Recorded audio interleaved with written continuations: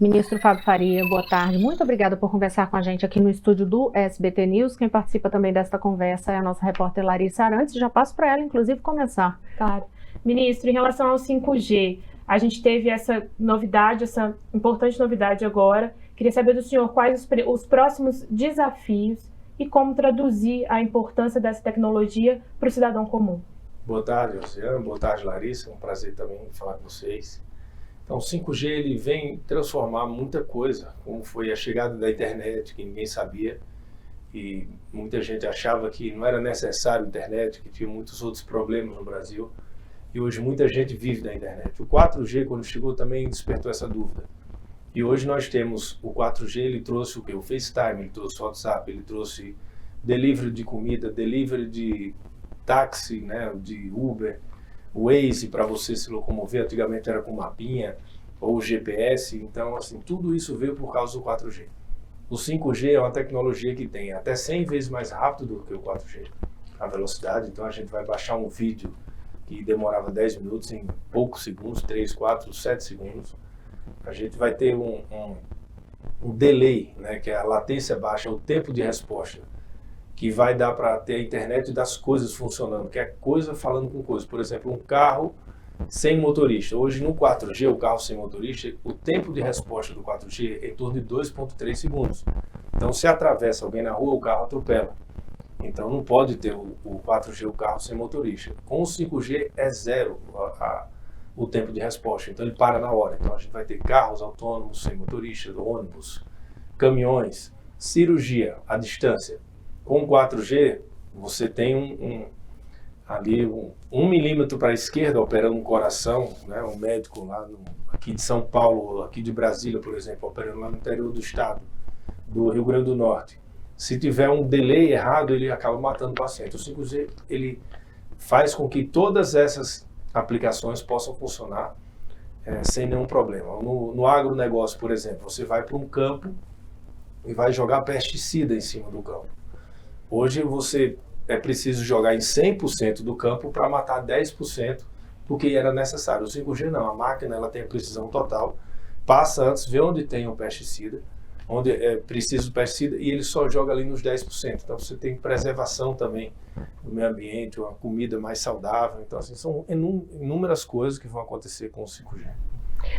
Ministro, eu queria já puxar a conversa para o lado da política mesmo. A gente teve nesta semana esta divulgação de uma carta organizada pela Faculdade de Direito da USP e um manifesto que está sendo programado para o dia 11 de agosto. Eu queria saber se o presidente da República vai responder e como vai responder isso. O presidente foi eleito pela democracia.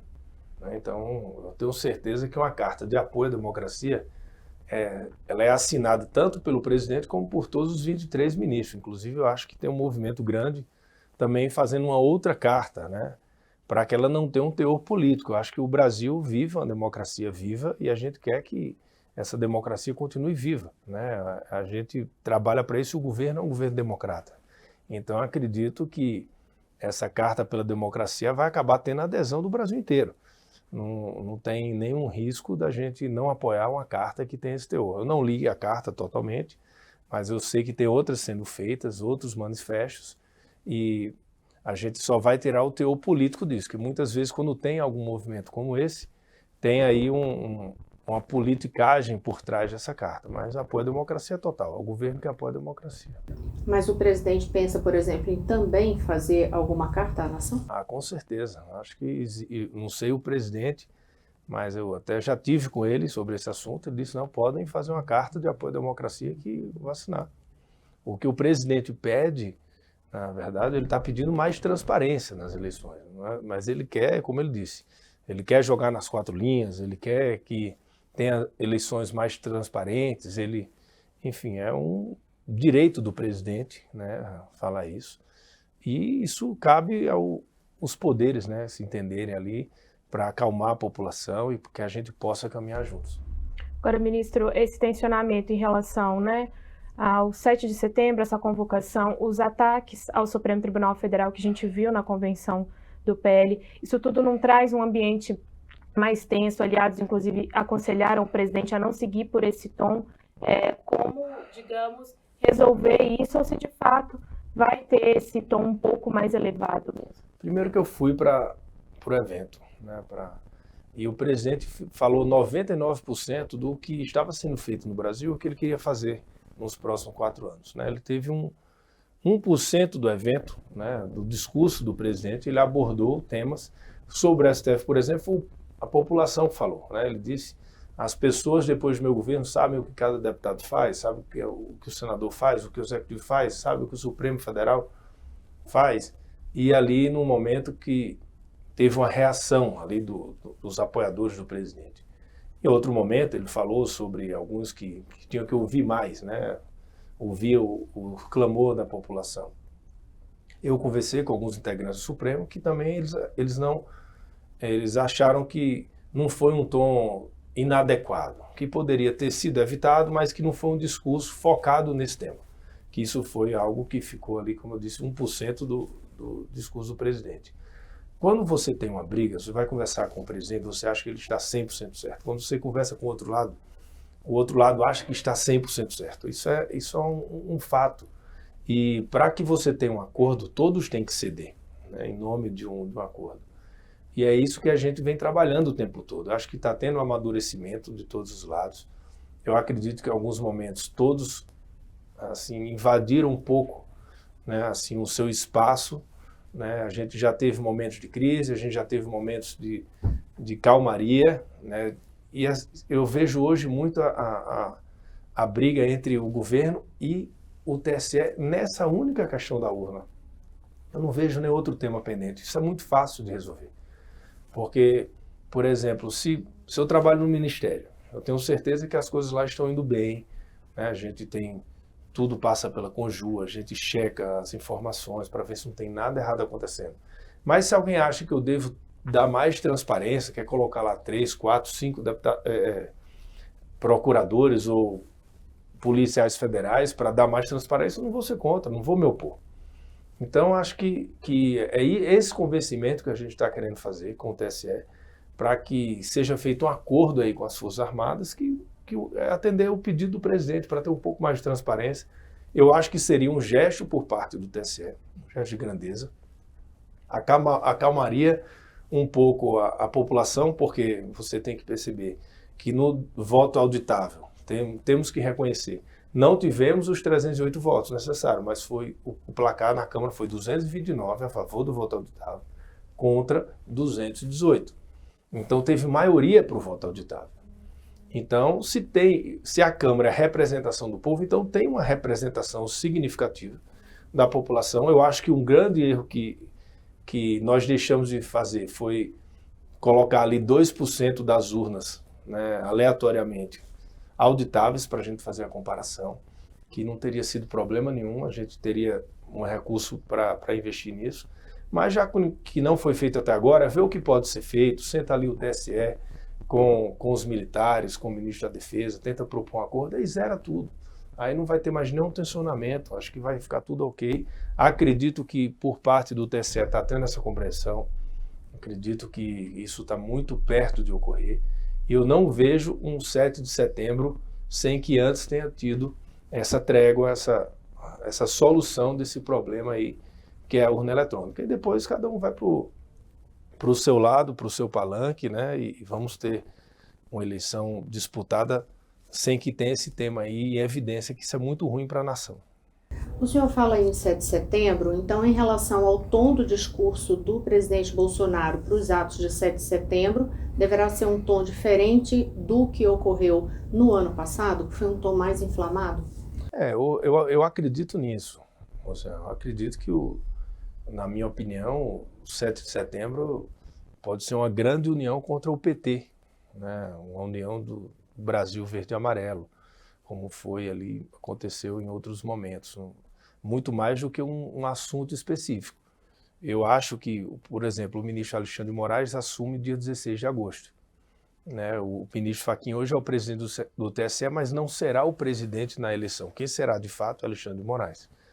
E eu acredito que estão tendo diálogos com ele em relação, junto também com o ministro da Defesa, dos dois lados, membros do Supremo, para tentar ver se chega num num acordo, num consenso para zerar esse assunto. Então, eu acho que do 16 de setembro até de agosto, até 7 de setembro, são 21 dias. E dali dá para construir algo nesse sentido para que essa pauta específica, que pode ser a principal do dia 7 de setembro, saia de pauta e fique uma pauta mais política, que é o que é a minha torcida para isso. Ministro, só rapidinho para eu encerrar esse assunto de 7 de setembro. Vocês têm algum temor, por exemplo, de infiltrados para gerar algum tumulto? Ontem, por exemplo, o Procurador-Geral da República divulgou um vídeo no qual ele falava que estava monitorando situações para evitar situações de violência no 7 de setembro. Vocês temem algum movimento de infiltrados? Nem por quê. Primeiro quiseram fazer isso agora na convenção, né? A deputada Tabata quis que escrever várias pessoas fakes que não iriam para o evento para esvaziar, e tivemos o evento lotado. De 2018 para cá, não estou falando da campanha, de janeiro de 2018 para cá, foram 28 manifestações de rua de apoio ao presidente. Nenhuma confusão, nenhuma briga, nenhuma vitrine de banco quebrada, nenhum pneu queimado. O último 7 de setembro, por exemplo, só não teve nenhuma confusão, milhares de pessoas nas ruas.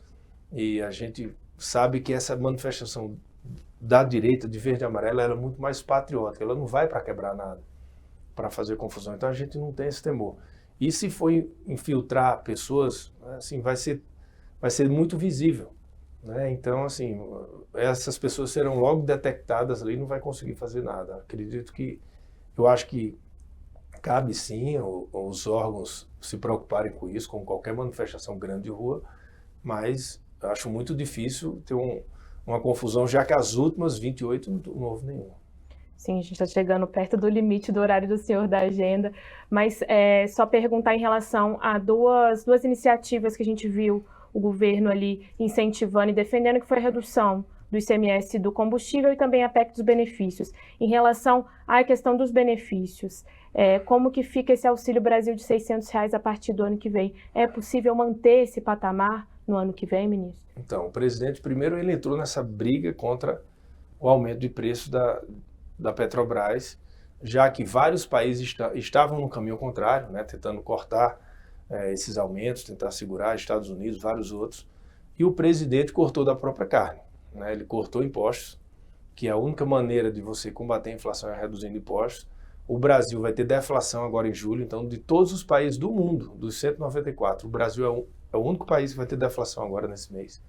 Mostra que a política foi acertada, redução do preço de energia 19,5%, redução de telecomunicações 11%, redução de combustível, várias reduções, inclusive 20 centavos da própria Petrobras, quase R$2, né, em alguns postos. Então mostra que a política deu certo, a gente está ensinando aos outros países como combater a inflação. Os Estados Unidos estão no mesmo caminho, a França e outros países também tentando fazer esse mesmo dever de casa do governo que foi feito. Então, é um governo que está sabendo gerenciar a crise. Nós vivemos aí, 2019 tivemos Brumadinho, depois 2020, 21 e 22, pandemia. Tivemos uma crise hídrica que foi a maior dos últimos 94 anos e entramos em 2022 na guerra de sanções econômicas da Ucrânia com a Rússia. Então é difícil você passar por tantas adversidades num período de 3 anos e meio. E a gente conseguiu ter um país que está saindo forte. O FMI no começo tinha previsto um crescimento de 0,3%, já está revendo aí para 1,7% e a gente acredita que vai ser mais de 2%. Então mostra que o Brasil está forte economicamente, tomou medidas que foram importantes para atravessar esses períodos mais conturbados. E essa questão dos R$600, o presidente já disse que vai manter os R$600. Até porque houve uma inflação também, né? Isso não é uma medida politiqueira, como foi os 400 naquela época e como está sendo os 600 agora. Os Estados Unidos estão dando, acho que é $1.900 há muito tempo lá, desde a pandemia. Então, assim, isso faz com que a economia continue ativa, as pessoas produzindo, consumindo, e vai fazendo, o Brasil continua crescendo. E a gente está com índices de arrecadações históricos também, investimentos privados no RAI. Então, vem acontecendo muitas coisas positivas no governo, diferente do outro lado, por exemplo, não comparando, que eu não quero comparar, mas assim, não adianta falar que vai manter R$600 se não era 600 antes, porque não fez antes, durante todo o período. Então, tudo que o presidente faz de bom, então eu vou manter, eu vou tirar isso que não deu certo, eu vou manter o que deu certo. Acho que o discurso do presidente ele é muito coerente, ele é muito verdadeiro. No que ele fala, você não consegue convencer um presidente de falar algo só porque vai ser bom eleitoralmente. Ele só faz o que acredita. Então, se ele disse que vai ser 600, é realmente porque ele acha que é o preço justo e que ele vai manter isso aí.